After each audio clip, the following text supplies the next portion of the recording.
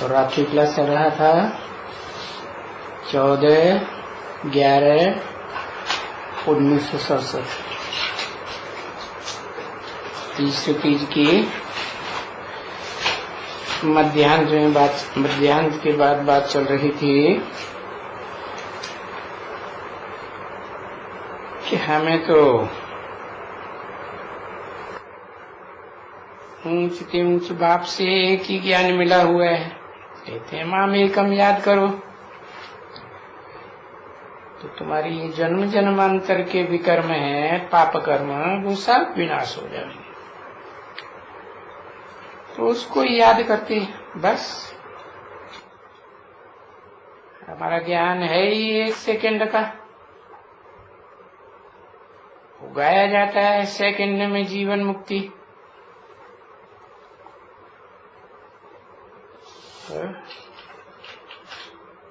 उनको फिर बात करने का ज्यादा टाइम नहीं देना चाहिए।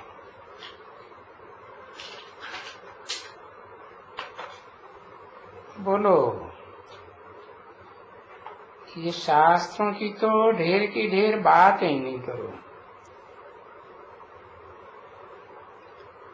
अब यहाँ आए हो तो हम जो कहते हैं सो सुनो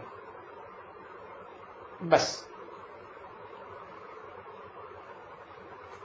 तो वो 2 अक्षर कह करके चुप होकर के बैठ जाना चाहिए। कुछ भी फिर कहें भी,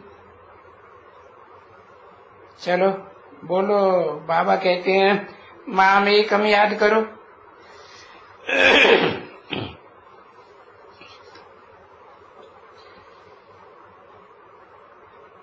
आप कितना भी बैठ करके कुछ भी शास्त्र सुनाओ, लेकिन हम शास्त्रों की बातों पर ध्यान देते नहीं हैं। अगर देते भी हैं तो हमें जो बाप सुनाते हैं उन बातों को टैली करने के लिए ध्यान देते हैं, क्योंकि आप शास्त्रों को ही मानते हैं इसलिए। बाकी शास्त्रों में तो ढेर की ढेर गपोड़े हैं और ढेर शास्त्र हैं।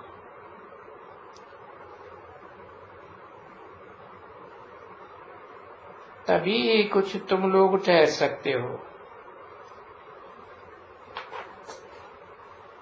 नहीं तो देखो उनके पास बहुत शास्त्र हैं, ढेर के ढेर, और वो शास्त्रों की अपन को बड़ी अथॉरिटी समझते हैं। तो तुम्हारे में भी ऐसे कोई ऐसी बात करे, अगर टिप्पण छोटी मोटी चीज बात कर दी तो फिर कुछ नीचे ऊपर हो जाएगा। और संस्कृत में तुम्हें बोलना भी नहीं आवेगा, तो फिर आबरू घुमाए देंगे। इसलिए कभी भी ऐसी जैसों से वो अपन को हल्का अगर समझें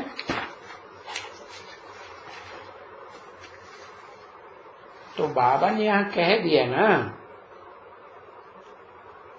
कोई भी सन्यासी हो, बोलो आप हैं सन्यासी हठयोगी और हम हैं राजयोगी।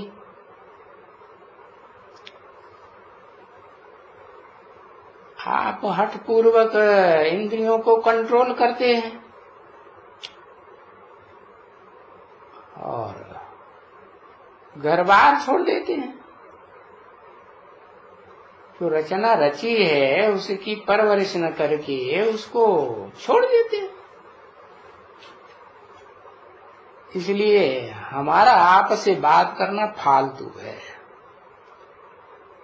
खत्म, खेल ही खलास कर दो। वो कुछ भी बोले ना, और अखबार बखबार में भी किसी को डालना होगा तो भी कहेंगे वो बोला वो बोला। अब हमको तो बाप कहते हैं, अलफ को याद करो, तो तुम्हारा जन्म जन्मांतर का पाप कट जाएगा। दूसरा तो कुछ वो डाल भी नहीं सकते हैं, तो बोलने की इतनी होशियारी चाहिए, क्योंकि तुम बच्चों को तो बोलना जास्ती है ही नहीं। और ये बातें भी तुमको बाप क्यों समझाते हैं इतना? इसलिए समझाते हैं कि तुम परिपक्व बनो। परिपक्व बनाने के लिए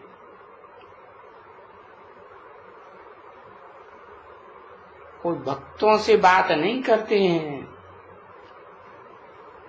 देखो, बाप कभी कोई भक्तों से बात करते हैं क्या? ना। और उसमें भी सन्यासी तो है ही नहीं तुम्हारे कुछ, तुम्हारे कुल के हैं क्या? देखो, वो झाड़ खड़ा है षष्ठी का, उसे देखो, कोई है? सन्यासियों को झाड़ झाड़ के सामने ले जाना चाहिए। अरे भाई देखो, ये षष्ठी रूपी वृक्ष देखो, जिसका गीता में भी वर्णन है, ऊर्ध्वम मूलम मदः शाखा, ऐसे है ना। तो इसमें देखो, तुम हैं सभी ये विद्वान पंडित आचार्य सन्यासी आदि हठ योगी, और हम हैं राजयोगी। तो ये हमारे से ये सब बातें क्या सुनेंगे? और सुनेंगे भी तो आप मानेंगे नहीं। तो भाई एक बात हम बोल देते हैं कि बाप कहते हैं कि देह के सभी धर्म त्याग दो।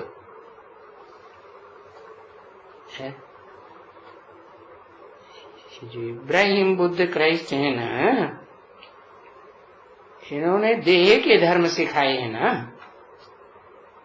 कि आत्मा का ज्ञान दिया। आत्मा का ज्ञान तो नहीं दिया।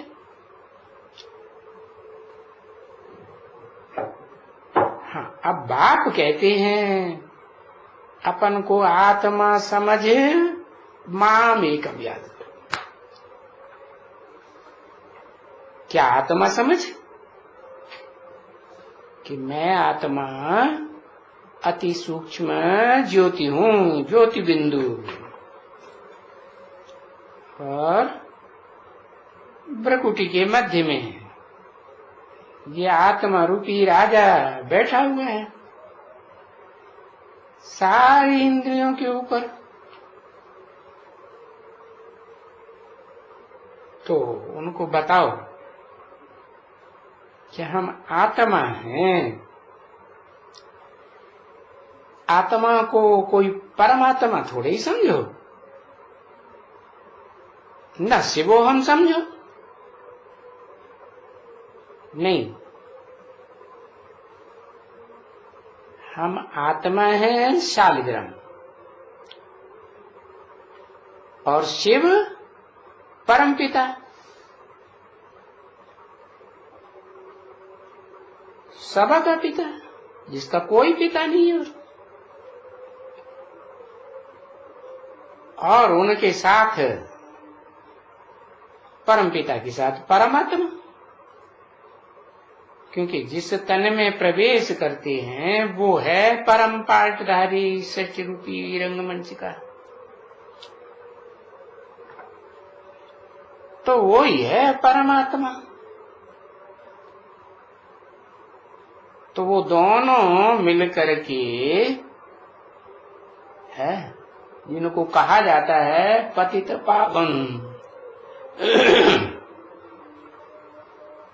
है।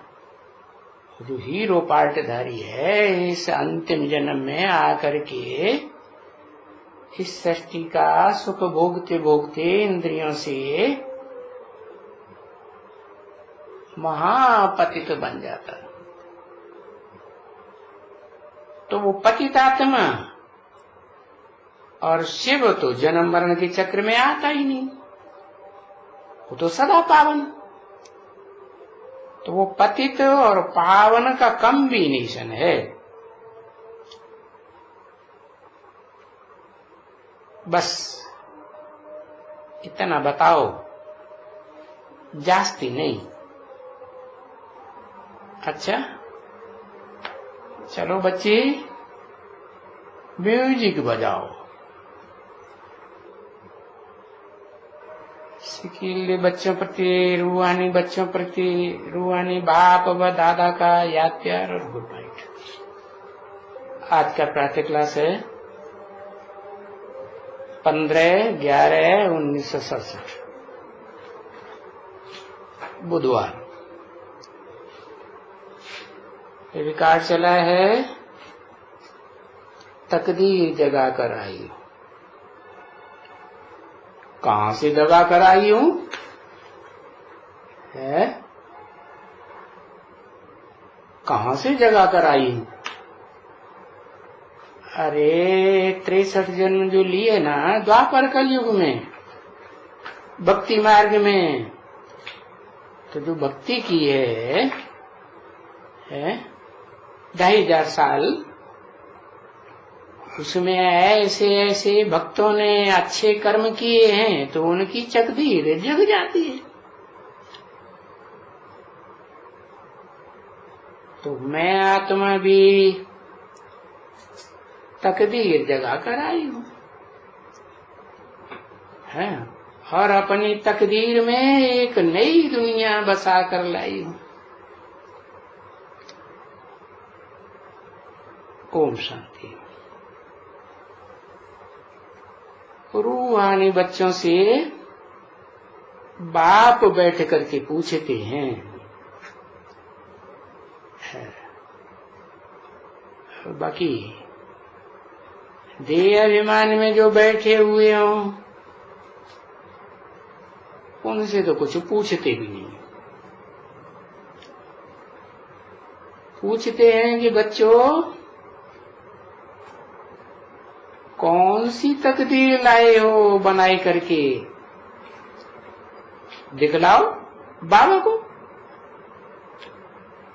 है ऐसा कोई बच्चा है दिखलाने वाला? तुम बताओ, तुम दिखलाएगी?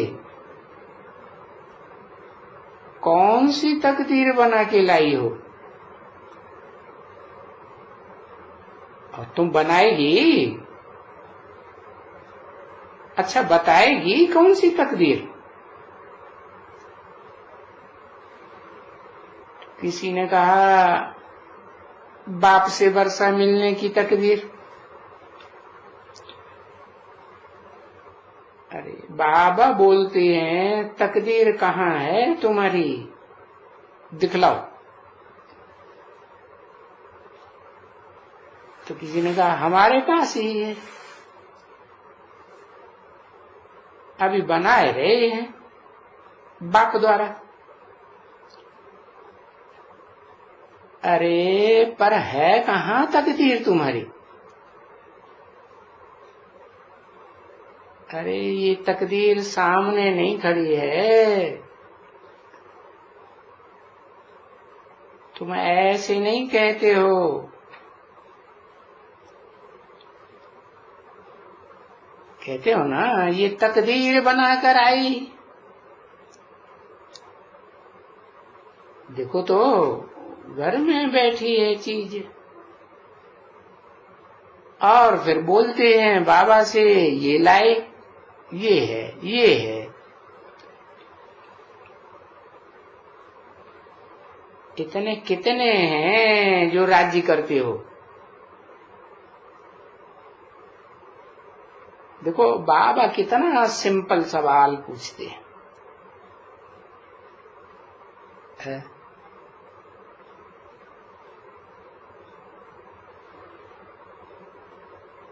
कि तकदीर कौन सी बना करके लाए हो। बाबा ये तकदीर है, और सीधी सीधी बात है एकदम। तो ऐसी सीधी बात का सवाल का जवाब भी एकदम 1 सेकंड में होना चाहिए ना। देखो टीचर जब स्कूल में सवाल पूछते हैं, फट से एकदम तुम खड़ा हो करके फट से बता देते हैं। पूछते हैं भाई 5 5 मिला के कितना हुआ, तो फट से तुम खड़े होके जवाब दें 10। तो ये सवाल और ये जवाब, तो ये भी यही है ना। अभी कौन सी तकदीर बना के लाई हो, और कौन सी तकदीर बनाने आई हो। बाबा ये है, बताओ कैसी सीधी बात।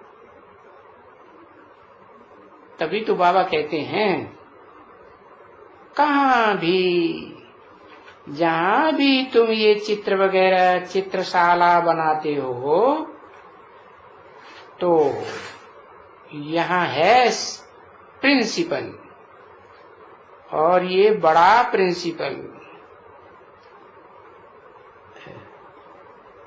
बड़ा कि ये तकदीर बनाकर आए, समझा ना। और भारत की ये तकदीर बन रही है। इसलिए बाबा कहते हैं ना बच्चे, जो तकदीर बनती रहती है उनको ढिंढोरा में ले आना चाहिए, और तो और तो कोई मनुष्य इस बात को जाने, क्योंकि कोई भी जानते तो कुछ भी नहीं है। तो ये तुम बैठ करके मनुष्यों से, अभी ये जो देवताएं बन रहे हो, बल्कि तुम तो साफ कहते हो बच्चे कि हम तो नर से नारायण बन रहे हैं, या नारी से लक्ष्मी बन रहे हैं। तुम तो ये मानते ही नहीं हो, है? तुम तो साफ कहते हो कि हम नर से नारायण नारी से लक्ष्मी बनते हैं। राम सीता थोड़े ही बनने के लिए आए है? कोई राम सीता बनने के लिए सीता बने राम बने। तो देखो तुम तो एकदम पकड़ करके बैठ गए क्या, अरे राम तो फेल हो गया तो हम राम थोड़े ही बनेंगे। तुम तो पकड़ के बैठ गए क्या, क्योंकि ये जानते हो कि ये सत्यनारायण की कथा है? ये कोई फेलियर की कथा नहीं है। ये बाप बैठ करके सच सच, और बात भी कितनी सहज सच समझाते हैं। सच सच नर से नारायण बनाने के लिए बाबा रास्ता बताते हैं क्या, और बहुत सहज रास्ता है। देखो कितना सहज रास्ता है। है? क्योंकि अभी तुम पतित बन गए हो, पुकारते हो, अपन को कहलाते हो कि हम पतित हैं, और फिर बुलाते, कितने जन्मों से बुलाते आए हम पतितों को, पावन बनाने वाले आओ। तो फिर बताओ कि हम कौन सा पावन बना ले। और पावन भी तो यही बनाएंगे ना, और तो कोई दुनिया में है नहीं जो पतितों को पावन बना दे। जो ऊंच से ऊंच होगा वही तो पावन बनाएगा ना, है? तो कहेंगे ही एवर प्योर, एवर पावन। हम यहाँ श्री सीता और राम के तो चित्र नहीं रखेंगे ना वास्तव में, वो तो समझाने के लिए कि इनके बाद फिर सीताराम का राज्य होता है, गिरती कला का राज्य हुआ, 14 कला संपूर्ण। 16 कला थोड़े ही कहेंगे, 16 कला तो नारायण को ही कहेंगे, है। इसलिए उनको भी देरी से रखा गया है, त्रेता में, सतयुग में नहीं रखा गया। तो पहले पहले तो हैं ये ना, ये पहले वाले लक्ष्मी नारायण। तो बच्चों को तो झट रिस्पॉन्ड इतना जल्दी देना चाहिए। कहाँ भी हो, जब ये सुनते हो कुछ भी, तो कहाँ भी कोई भी प्रश्न पूछे, कोई ब्राह्मण ही बैठ करके प्रश्न पूछे, तुम यहाँ क्या बनने आए हो, कौन सी तकदीर बनाने आए हो? क्योंकि गीत तो सभी सेंटर्स में बजाते हैं ना, तो तुम कौन सी तकदीर बनाकर आए हो? तो ये तो सबके पास ये चित्र रखे हुए हैं। कौन से? लक्ष्मी नारायण के। हाँ, कि हम ये तकदीर बनाने आए। भाई इतनी ऊंची तकदीर, 16 कला संपूर्ण नारायण, सत्य नारायण, जिनकी कथा घर घर में सुनाई जा रही, तो ये इतना ऊंच किसके द्वारा बनाया? द्वारा बताओ, मीडिया कौन बना जिसके द्वारा बनाया? अरे फिर बताना तो पड़ेगा किसके द्वारा है। वो तो जरूर कहेंगे बेहद का बाप जो स्वर्ग की स्थापना करने वाला है, करने वाला है? करने वाला है कि कराने वाला है? उनके द्वारा क्या कहेंगे उनको, करने वाला या कराने वाला है? कराने वाला कौन? पूछा किसके द्वारा बनाए रहे हैं? है? अरे किसके द्वारा बनाए रहे हैं? वो जिसके द्वारा बनाए रहे हैं वो करने वाला है या कराने वाला है? ये नहीं पूछ रहे हैं कि साकार है कि निराकार है। द्वारा है तो साकार ही होगा। हाँ, मुकर्रर रथधारी हुआ, तो करने वाला है कि कराने वाला है? क्या कहेंगे? है? है? करने वाला है। कराने वाला है प्लस करने वाला। अरे तो द्वारा इसमें कौन है? मीडिया कौन है? करने वाला मीडिया हुआ। हाँ, तो पूछते हैं कैसे करा गई है इनके द्वारा? अब ये जवाब दो। इनके द्वारा कराए रहे हैं, ये करनहार है, हाँ, प्रवेश करके वो तो कराए रहे हैं, कराने वाले की बात हुई। यहाँ करने वाले की बात है ना, तो वो करने वाले कैसे कर रहे हैं? जिनके द्वारा बताया कि बनाए रहे हैं, कैसे? कहेंगे हम ज्ञान ले रहे हैं, समझा ना? क्योंकि अभी भक्ति तो खत्म, तो अब हम उस तरफ में नहीं है, भक्ति की तरफ। भक्ति तो रह गई उस तरफ है। क्या होती है भक्ति में?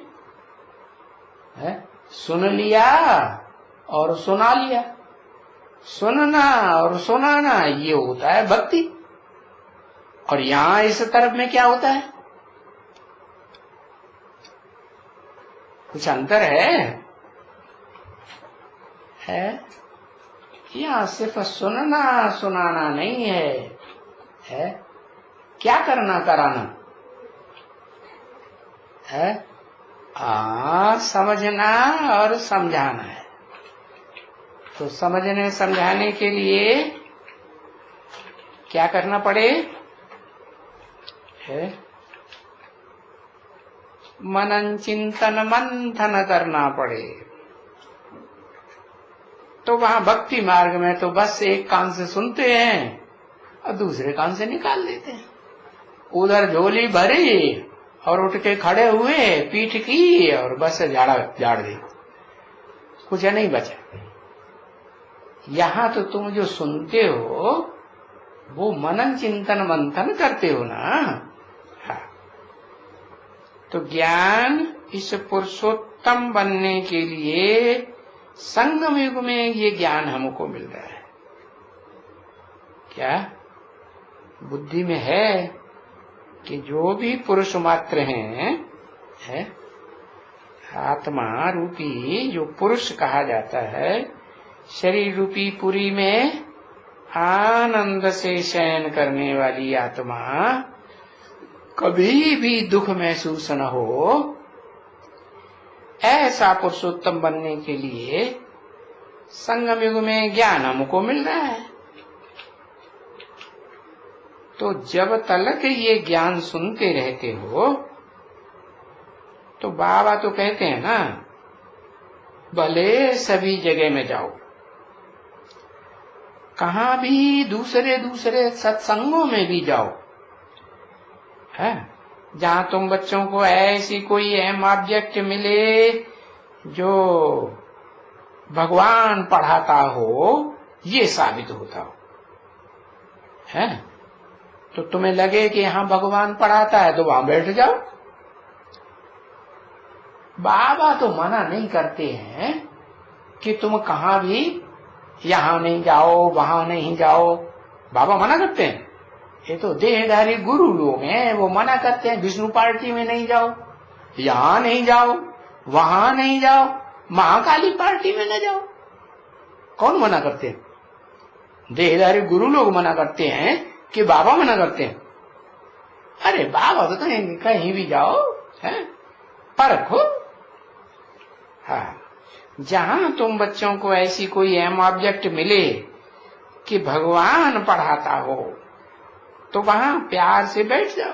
बाबा तो नहीं मना करते कि जहां भी तुमको कोई और कुछ ही धक्का वक्का भक्ति मार्ग का या चरणों में झुकना हो, है तो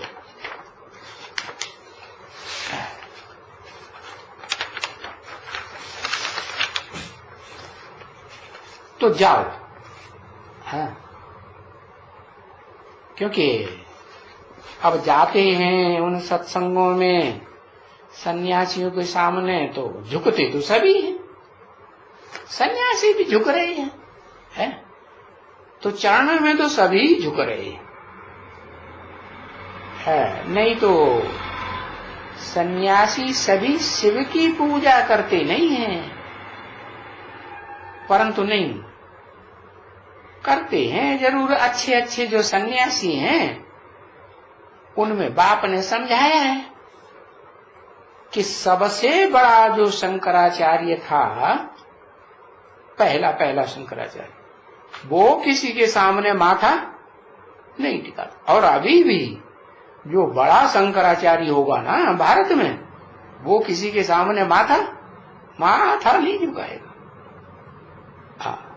तो इससे क्या साबित हुआ है? कि शिव के मंदिर में जाकर के माथा झुकाते हैं कि या नहीं झुकाते? वो शिव के मंदिर में जाके माथा झुकाते हैं, लेकिन वो तो कोई चैतन्य नहीं है, चैतन्य मूर्ति है, वो तो जड़ पत्थर की मूर्ति रखी हुई। अभी शंकराचार्य तो देखो, वो कहते हैं जगत गुरु शंकराचार्य है, सारे जगत के गुरु। तो जब सारे जगत के गुरु हैं तो किसके सामने माथा झुकाएंगे? नहीं झुकाएंगे। वो कहते हैं हम जगत गुरु हैं। अभी उनको तो पहले भी समझाना चाहिए ना कि तुम जगत गुरु अपन को कहते हो, तो तुम जगत गुरु कैसे हैं? जबकि तुम पूजा करते हो, चाहे मंदिरों में पूजा करते हो, चाहे अपने गुरु की पूजा करते हो।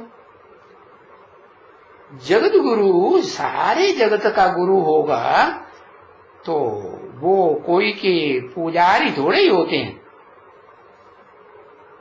जगत गुरु तो आते हैं लक्ष्य देने के लिए। जो सारे जगत का गुरु ऊंच ते ऊंच भगवंत है, वो किस लिए आते हैं? आते हैं लक्ष्य देने के लिए कि तुमको नर से क्या बनना है? नारायण बनना है, नारी से लक्ष्मी बनना है, पुरुषोत्तम नारायण बनना है। तो गोया वो ही लक्ष्य देते हैं कि तुम भी जो लक्ष्य देते हैं ऊंचते ऊंच कि नर से नारायण बनो, हाँ, और शिव की ही पूजा करो और कोई के सामने माथा नहीं